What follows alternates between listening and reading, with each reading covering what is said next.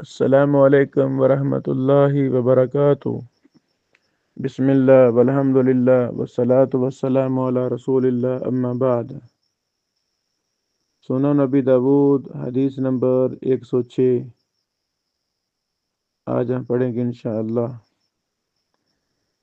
اس حدیث پر امام ابو داود رحمہ اللہ نے باب قائم کیا ہے، باب صفت وضوء النبی صلی اللہ علیہ وسلم، رسول اللہ صلی اللہ علیہ وسلم کے وضو کی صفت کا بیان۔ صفت بمعنی طریقہ، یعنی نبی علیہ الصلوۃ والسلام وضو کیسے کیا کرتے تھے۔ اس سے پہلے امام ابو داود رحمہ اللہ پانی وغیرہ کے مسائل بیان فرماتے ہیں، اور اب وضو کے طریقے کا بیان شروع ہو رہا ہے۔ حدیث نمبر 106، قال حدثنا الحسن بن علی الحلوانی قال حدثنا عبد الرزاق قال اخبرنا معمر عن الزهري عن عطاء بن يزيد الليثي عن حمران بن ابان مولى عثمان بن عفان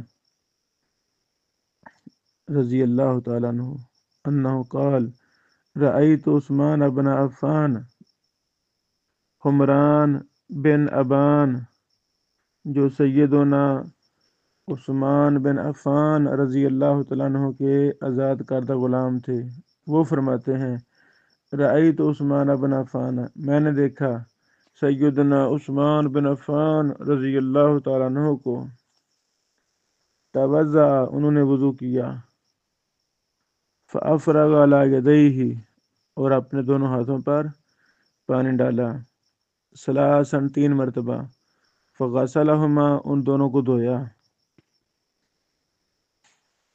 اب سیدنا عثمان بن عفان رضی اللہ عنہ یہ طریقہ وضو کا بیان کر رہے ہیں، بلکہ کر کے دکھا رہے ہیں۔ اس کے شروع میں بسم اللہ کا ذکر نہیں ہے۔ تو دین قرآن کریم اور تمام صحیح احادیث کا نام ہے، تمام صحیح احادیث کا نام۔ چلو اس میں ذکر نہیں ہے تو عدم ذکر نفی کو مستلزم نہیں ہوتا۔ یہ قواعد فقہیہ میں سے ایک قاعدہ ہے کہ اگر اس حدیث میں ذکر نہیں ہے تو دوسری احادیث میں اس کا ذکر ہے۔ بسم اللہ، ابھی ہم نے پچھلے دنوں پڑھی حدیث، جس نے بسم اللہ نہیں پڑھی اس کا وضو نہیں ہے، بات ختم ہوئی۔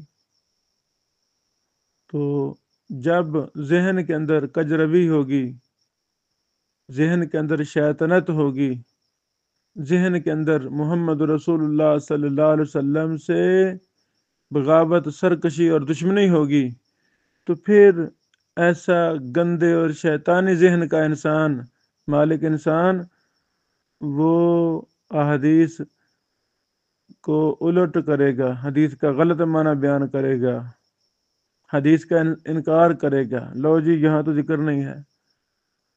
اللہ اکبر، اللہ المستعان۔ آج ہمیں ایسے ایسے فتنوں کا سامنا ہے جو بالکل جاہل اور ان پڑھ ہیں، اور وہ ان کی باتیں سنیں تو وہ شیطانی باتیں کرتے ہیں۔ اللہ تعالی ہماری حفاظت فرمائے، ہماری نسلوں کی حفاظت فرمائے، آمین۔ اللہ اکبر۔ 3 دفعہ سیدنا عثمان بن عفان نے اپنے ہاتھوں کو دھویا، ثم تمضمض، پھر کولی کی، واستنثر، ناک میں پانی کو جھاڑا۔ استنشاقہ کا معنی ہوتا ہے ناک میں پانی کو چڑھانا، استنثر کا معنی ہوتا ہے پانی کو باہر نکالنا، زور دے کر، سانس کے زور کے ساتھ نتنوں تک پانی لے کر جانا، اور یعنی سانس کے زور کے ساتھ پانی کو نکالنا۔ استنشاقہ کا معنی یہ نہیں ہے پانی لگانا نوزی کے ساتھ، یہ نہیں معنی۔ استنثر کا معنی یہ نہیں ہے کہ بس ٹھیک ہے پانی لگا کے نکال دیا ہے، یہ معنی نہیں ہے، بلکہ استان شاکا کا مطلب ہوتا ہے نوزی کے ساتھ پانی لگانا اور سانس کو پیچھے کھینچ کر نتنوں تک پانی کو لے کر جانا، یہ ہے معنی۔ اور استان سرا کا معنی ہوتا ہے سانس کو زور دے کر، سانس باہر جب نکالیں گے نوزی کے ذریعے تو پھر جو پانی اندر گیا ہے وہ زوردار سانس کے ساتھ ہم اس کو باہر نکالیں گے، تاکہ جو بھی ناک کے اندر کوئی یعنی کوئی چیز ہے وہ نکل جائے، خارج ہو جائے، اچھی طرح صفائی ہو جائے۔ اور جو لوگ صرف بس ناک کو پانی لگاتے ہیں، نہ پانی اوپر چڑھاتے ہیں، نہ زور دے کر بہر پھینکتے ہیں، تو وہ تو نہ استنشاق ہے نہ استنصار ہے۔ بہرحال سمت مد پھر کولی کا معنی یہ نہیں کہ منہ میں پانی ڈالا باہر نکال دیا، یہ نہیں معنی۔ تو مد کا معنی ہوتا ہے پانی کو منہ کے اندر ڈالنا، پھر اس پانی کو زبان کے ساتھ، سانس کے ساتھ اس کو پورے منہ کے اندر گھمانا، تاکہ منہ اندر سے اچھی طرح صاف ہو جائے۔ یہ کیسے ممکن ہوگا؟ اچھی طرح صاف ہو جائے اور حلق تک پانی جائے اور دانت ہیں، زبان، نیچے اوپر ہر طرف سے پانی تر کرے منہ کو، یہ کیسے ممکن ہوگا؟ جب ہم پانی منہ میں ڈال کر اس کو اچھی طرح گھمائیں گے، پھر جا کر یہ معنی پورا ہوتا ہے، ورنہ منہ میں پانی ڈالا اور ویسے نکال دیا، یہ تمادمدہ نہیں ہے، یہ کولی نہیں ہے۔ ثم غسل وجهه ثلاثا، پھر اپنے چہرے کو دھویا 3 مرتبہ۔ وغسل يده اليمنى الى المرفق، اور اپنے دائیں ہاتھ کو دھویا کوہنی تک، تو کوہنی کو بھی دھویا جائے گا۔ یہ قاعدہ ہے کہ جب غائط اور مغیّا کی جنس ایک ہو تو مغیّا کو بھی، یعنی جب غائط اور مغیّا کی جنس ایک ہو تو یہ دونوں حکم میں داخل ہوتی ہیں۔ جب ہم نے وضو کو دھونے کے بعد اپنے بازو کو دھونا ہے تو کوہنی تک کا مطلب یہ نہیں کہ کوہنی کو چھوڑ دینا ہے، نہیں، ان دونوں کی جنس ایک ہے تو کوہنی کو ساتھ دھونا ہے۔ کوہنی کو دھوئیں گے تو وضو ہے، اگر کوہنی ہم نے چھوڑ دی تو وضو نہیں ہے، کوہنی کو ساتھ دھونا ہے۔ ثلاثاً 3 مرتبہ۔ ثم الیسری، پہلے دائیں ہاتھ کو کوہنی سمیت، پھر بائیں ہاتھ کو کوہنی سمیت، مثل ذالک، اسی طرح۔ ثم مسح رأسہ، پھر انہوں نے اپنے سر کا مسح کیا۔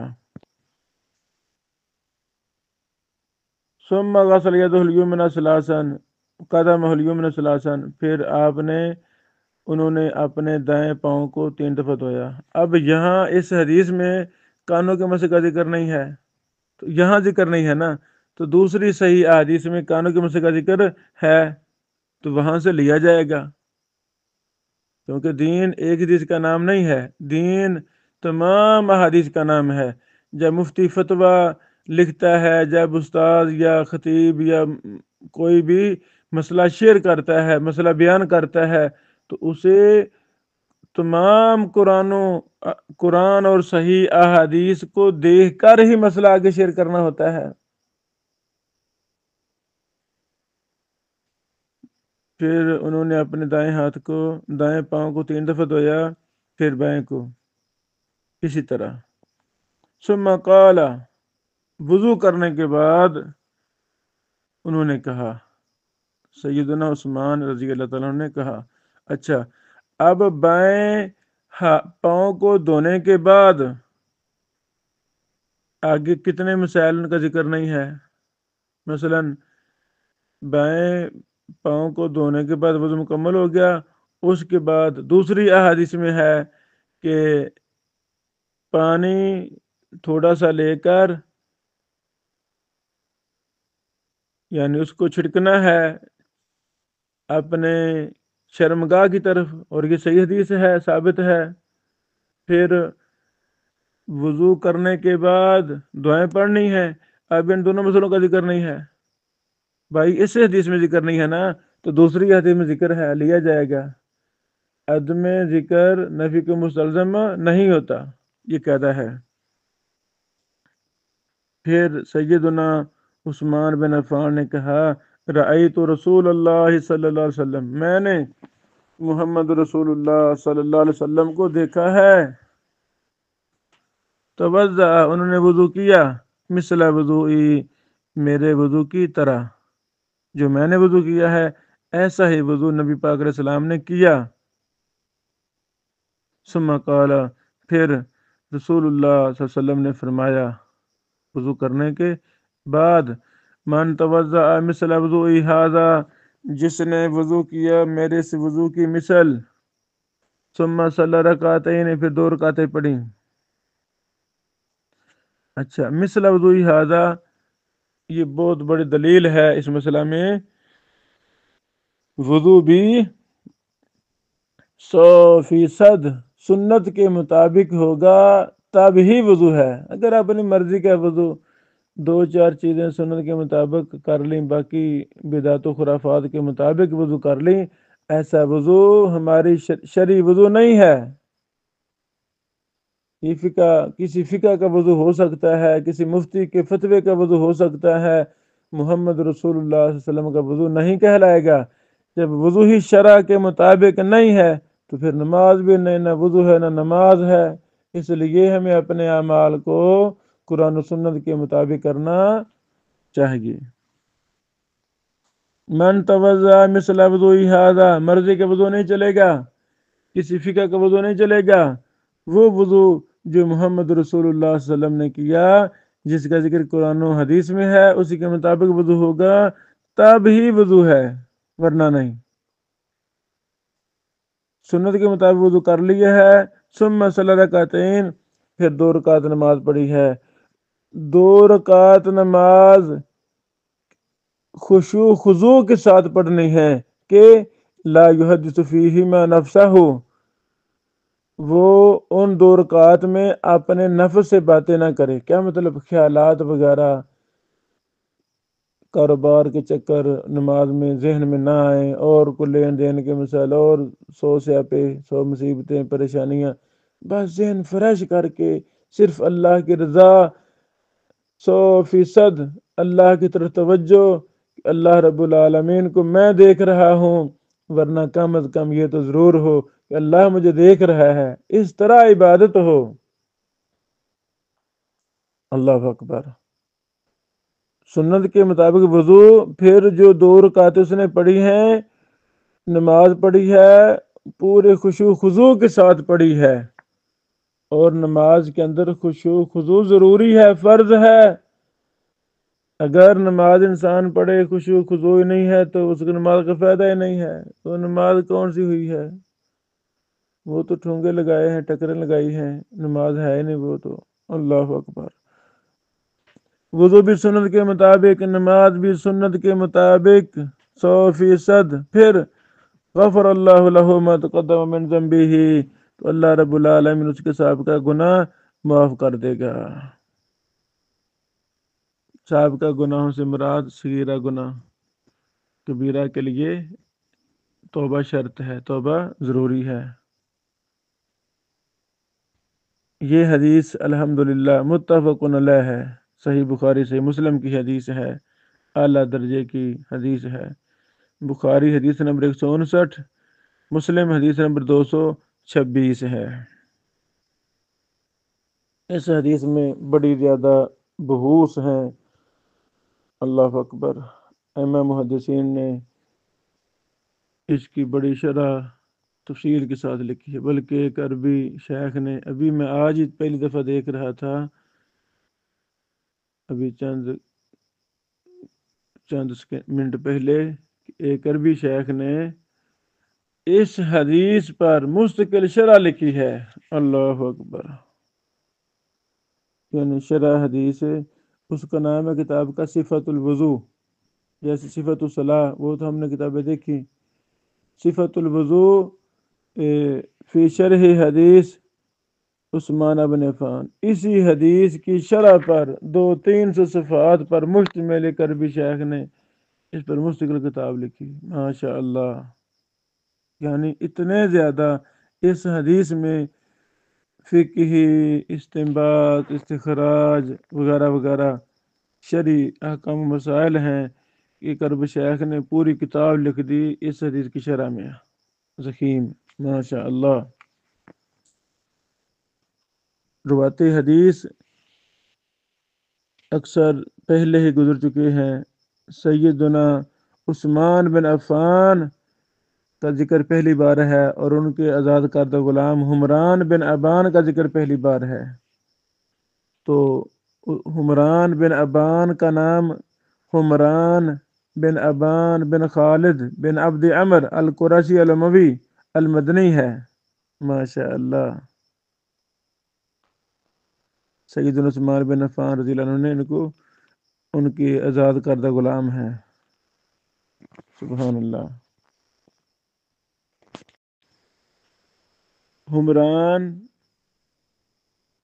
حمران بن ابان رحمہ اللہ جلیل القدر لوگوں میں سے ایک تھے، اللہ اکبر۔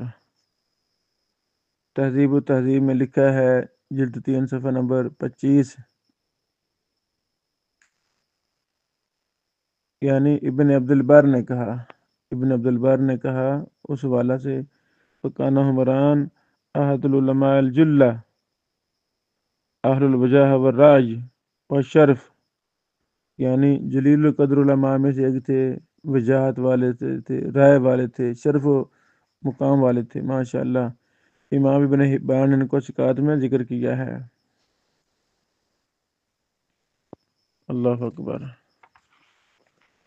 سیدنا عثمان کا مکمل نام عثمان بن عفان بن ابی العاص بن امیہ بن عبد شمس بن عبد مناف القرشی ابو عمر، اللہ اکبر، اللہ اکبر۔ پیارے پیغمبر محمد رسول اللہ صلی اللہ علیہ وسلم نے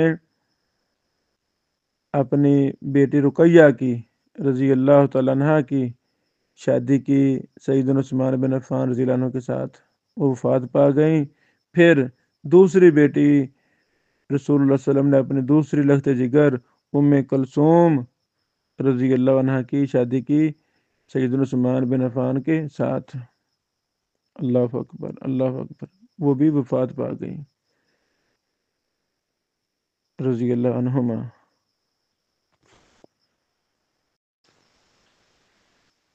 حدیث نمبر 106 کے بعد ابھی ہم پڑھتے ہیں 107 نمبر حدیث۔ قال حدثنا محمد بن المثنى قال حدثنا الضحاك بن مخلد قال حدثنا عبد الرحمن بن وردان قال حدثني ابو سلمة بن عبد الرحمن قال حدثني حمران قال رأيت عثمان بن عفان توضأ۔ حمران کہتے ہیں میں نے دیکھا سیدنا عثمان بن عفان کو رضی اللہ تعالیٰ عنہ، انہوں نے وضو کیا، فذکر نحوہ، انہوں نے اسی کی مثال ذکر کیا، ولم یذکر المضمضۃ والاستنشاق، انہوں نے کولی اور استنشاق کا ذکر نہیں کیا، وقال فیہ، اور اس حدیث میں کہا، ومسح راسہ ثلاثا، اپنے سر کا 3 دفعہ مسح کیا، اس میں 3 دفعہ سر کے مسح کا ذکر ہے، جبکہ پچھلی حدیث جو بخاری مسلم کی ہے اس میں 3 کا ذکر نہیں ہے۔ ثم غسل رجليه ثلاثا، پھر انہوں نے اپنے پاؤں کو 3 دفعہ دھویا، پھر کہا میں نے دیکھا نبی پاک علیہ الصلوۃ والسلام کو توضأ هكذا، انہوں نے ایسے ہی وضو کیا، وقال، اور کہا، من توضأ دون هذا كفاه، جس نے وضو کیا اس سے کم تو وہ کافی ہو جائے گا۔ اس سے کم کا مطلب ہے تعداد، 2 دفعہ اعضاء کو دھو لیا یا 1 دفعہ دھو لیا تو وہ کافی ہو جائے گا۔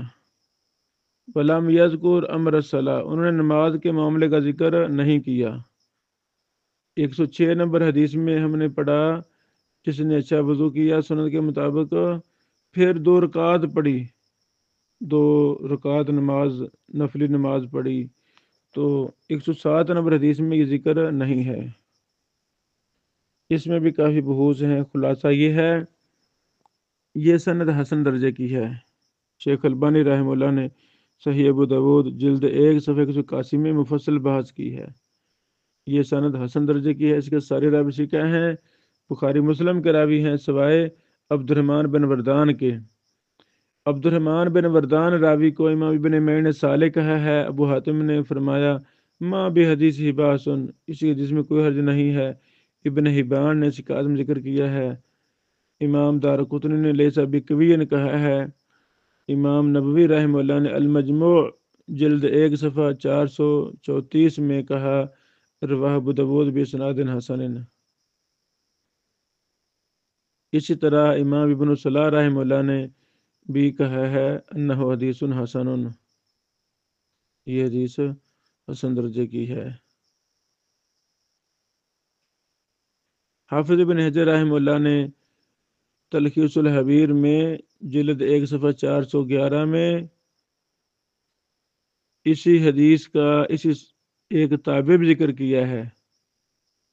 وَتَابَعَهُ ہشام بن عروہ عن ابیہ عن عمران۔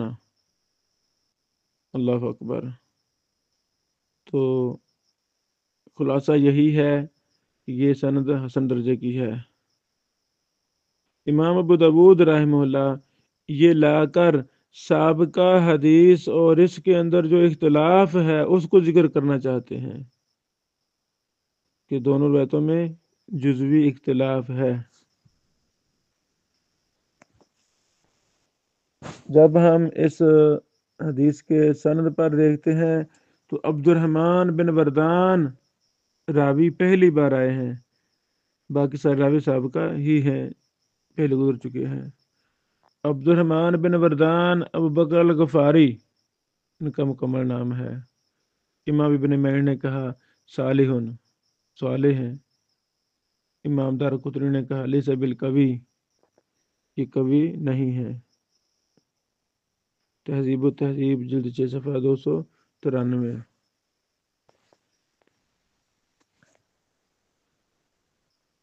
امام ابن قیم الجوزیہ رحمہ اللہ نے زاد المعاد میں لکھا ہے تفصیل کے ساتھ جلد 1 صفحہ 193، انہوں نے ثابت کیا ہے کہ رسول اللہ صلی اللہ علیہ وسلم سے اپنے سر کا مسح تکرار کے ساتھ ثابت نہیں ہے، مسح ایک ہی بار ہے، جیسا کہ بخاری مسلم کی ہم نے 106 نمبر حدیث میں پڑھا ہے، اور وہی راجح ہے۔ وہ عبارت بڑی پیاری ہے۔ فرماتے ہیں کہ رسول اللہ صلی اللہ علیہ وسلم سے جو صحیح ثابت ہے وہ یہ ہے کہ آپ علیہ الصلوۃ والسلام نے اپنے سر کا مسح تکرار سے نہیں کیا،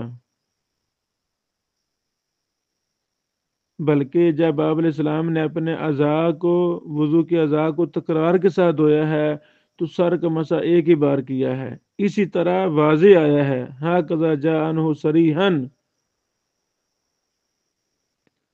پھر لکھتے ہیں اس کے مخالف نبی پاک علیہ السلام سے کچھ ثابت نہیں ہے، اس کے علاوہ جو آیا ہے یا تو وہ صحیح ہے غیر صریح ہے۔ سبحان اللہ۔ جیسے صحابی کا قول ہے توضأ ثلاثاً ثلاثاً، یا قول ہے مسح برأسہ مرتین۔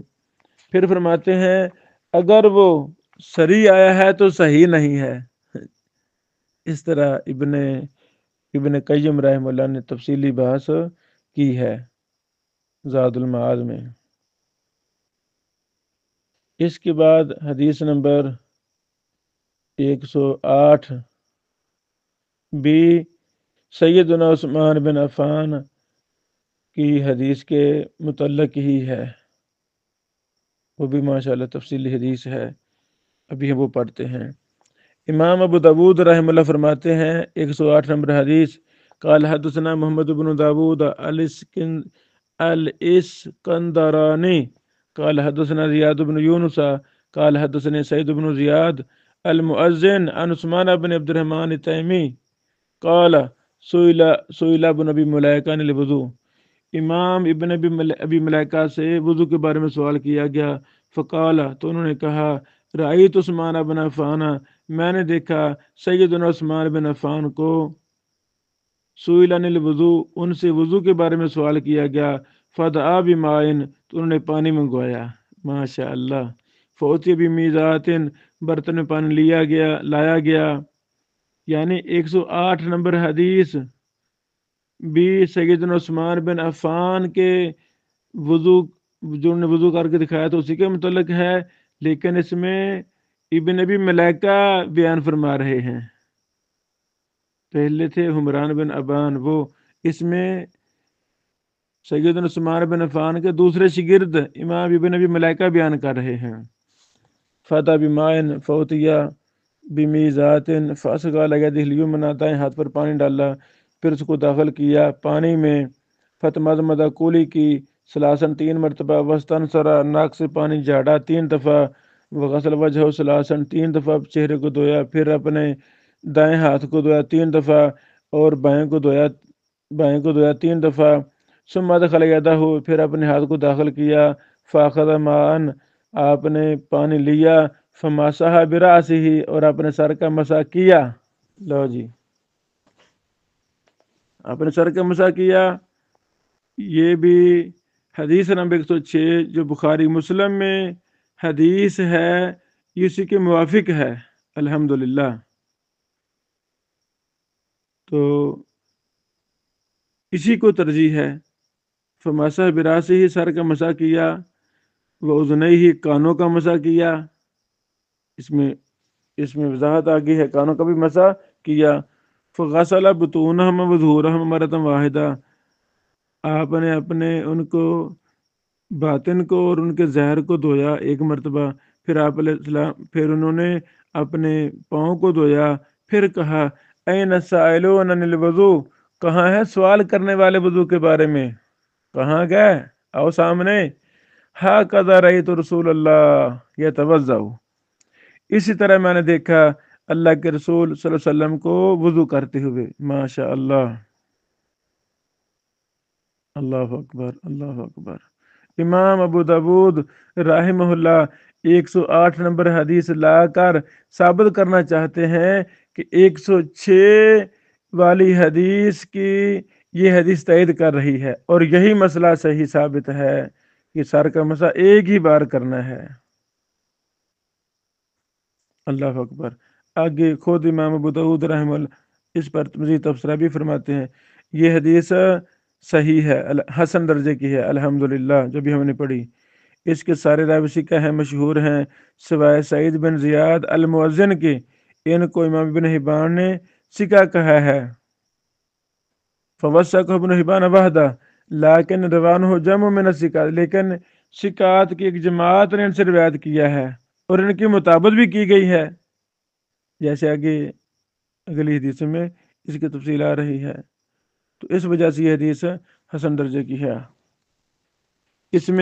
اس میں 4 راوی ہیں جو پہلی بار آ رہے ہیں، پہلے ہے محمد بن داود بن ابی سفیان الاسکندرانی ابو عبداللہ، یہ راوی ہیں، ان کو امام بن حبان نے ثقات میں ذکر کیا ہے اور کہا مستقیم الحدیث۔ دوسرے راوی ہیں زیاد بن یونس بن سعید بن سلامہ الحضرمی ابو سلامہ الاسکندرانی۔ تیسرے راوی ہیں سعید بن زیاد المؤذن، ثقات میں ذکر کیا ہے۔ چوتھے راوی ہیں عثمان بن عبد الرحمن بن عثمان بن عبید اللہ التیمی القرشی الحجازی۔ امام ابو حاتم رازی نے کہا ثقاتن، اور ابن حبان نے ثقات میں ذکر کیا ہے، باقی وہی ہے حدیث کا معنی۔ اس حدیث کو ذکر کرنے کے بعد امام ابو داود رحمہ اللہ لکھتے ہیں، قال ابو داود احادیث عثمان الصحاح كلها تدل على مسح راسه انه مرتن، سیدنا عثمان رضی اللہ تعالیٰ عنہ کی अहादीस जो सही हैं वो सारी की सारी दलालत करती हैं सर के मसा पर कि वो एक बार है, सर का मसा एक बार है। फ़इन हमला कर वुज़ू सलासन सलासन, उन्होंने जिक्र किया है वुज़ू को तीन तीन बार, वुज़ू के अज़ा को तीन तीन बार। वकाल फ़ीहा व मसा रासा हो, वुज़ू के अज़ा को तीन बार जिक्र किया है, लेकिन सर का जब मसा आया है तो उन्होंने कहा व मसा रासा हो, आपने सर का मसा किया। और उन्होंने वलम यज़कुरु आदादन, और उन्होंने तादाद जिक्र नहीं की सर के मसा में, जैसा कि उन्होंने कमा ज़कारो फी गैरी, जैसे कि उन्होंने वजू के अज़ा दीगर वजू के अज़ा में तादाद जिक्र की है, सर के मसा में तादाद का जिक्र ना करना ये दलील है कि सर का मसा एक ही बार है, और यही राज है। अल्हम्दुलिल्लाह। अल हिदाया पर हाशिया तहकीक इमाम इब्ने अबिल इज़ अल हनफी रहमहुल्लाह की छपी हुई है। वो बहुत अच्छा काम है, वो बहुत अच्छा काम है। अल हिदाया पढ़ने पढ़ाने वाले तलबा साथिज़ा को उसको इमाम इब्ने अबील इज़्ज़ा अल हनफी रहमहुल्लाह की अत-तंबी अला मुश्किलातिल हिदाया के नाम से माशाअल्लाह छपी हुई है, मेरे पास भी है, पाकिस्तान से भी छपी हुई है, असल वो सऊदीया से छपी है। बहरहाल वो बड़ी कमाल है। इस मसला पर इमाम इब्ने अबील इज़्ज़ा अल हनफी रहमहुल्लाह ने अत-तंबी अला मुश्किलातिल हिदाया पर बड़ी तफसीली बड़ी मुहद्दिसाना बात की, सारी किताब ही मुहद्दिसाना है। ये बहुत बड़े इमाम थे, मुत्तबे कुरान और सुन्नत थे, मनहज मुहद्दिसीन के अलंबरदार थे इमाम इब्ने अबील इज़्ज़ा अल हनफी रहमहुल्लाह। तो बहरहाल अल्हम्दुलिल्लाह, ये आगे मज़ीद अहादीस भी हैं वज़ू के मसाइल में। यहाँ तक सैयदना उस्मान बिन अफ़ान रज़ी अल्लाह तआला अन्हु के जो वज़ू उन्होंने करके दिखाया, ये 3 अहादीस हैं जो भी हमने पढ़ी हैं। बारकल्लाहु फ़ीकुम। वज़ू के मसाइल हों, नमाज के या ज़कात, कोई भी मसला हो, हमें दिल खोल कर इन मसाइल की तहकीक करनी है। अइम्मा मुहद्दिसीन ने माशाअल्लाह बड़ी किताबें लिखी, तो जिन जो बात कुरान सुन्नत के मुवाफिक हो वो हमने लेनी है। सुन्नत के मुताबिक वज़ू, सुन्नत की क्या फ़ायदा ज़िंदगी सारी वज़ू भी करते रहें, अल्लाह फरमा दे तुम्हारा वज़ू सुन्नत के मुताबिक नहीं था, जाओ, क्या फ़ायदा। नमाज़ें पढ़ें, सुन्नत के मुताबिक ही नमाज ना हो तो क्या ज़िंदगी का फ़ायदा है। हमें ये मसाइल को बड़ा सीरियस लेकर सीखना है, ताकि हमारा एक एक अमल कुरान सुन्नत के मुताबिक हो जाए। कल क़यामत वाले दिन वही आज़ाद चमकेंगे जिनके वज़ू सुन्नत के मुताबिक होंगे। बिदात पर किताबें हैं माशाअल्लाह बड़ी ज़्यादा, बिदात का एनसाइक्लोपीडिया शेख अलबानी रहमतुल्लाह की किताबों से इकट्ठी की गई है, बड़ी प्यारी है। उसमें पढ़ें कि वज़ू की कितने बिदात हैं, आप हैरान हो जाएंगे। मसनून अमाल थोड़े हैं, बिदात ज़्यादा हैं। वज़ू की मसनून दुआएं थोड़ी हैं, दो तीन हैं, बिस्मिल्लाह शुरू में पढ़नी है और आखिर में अशहदु अल्ला इलाहा इल्लल्लाह वहदहु ला शरीका लहू पढ़ना है। तो वज़ू की गैर मसनून गैर साबित दुआएं वो बेशुमार हैं। यानी शैतान ने ऐसी ऐसी शैतान ने फजूल कोशिश की है, ऐसे लोग खड़े कर दिए जिन्होंने बिदात खुराफात ज्यादा बना दी हैं, मसनून अमाल थोड़े हैं, बिदात ज्यादा हैं। तो हमें बिदात पर लिखी की किताबों को भी पढ़ना है, ताकि जब हम सुन्नत को बयान करें, कुरान और सुन्नत को बयान करें, तो लोगों में जो बिदात पाई जा रही है उनका भी रद्द करें। बारकल्लाहु फीकुम। अस्सलामु अलैकुम व रहमतुल्लाहि व बरकातुहू।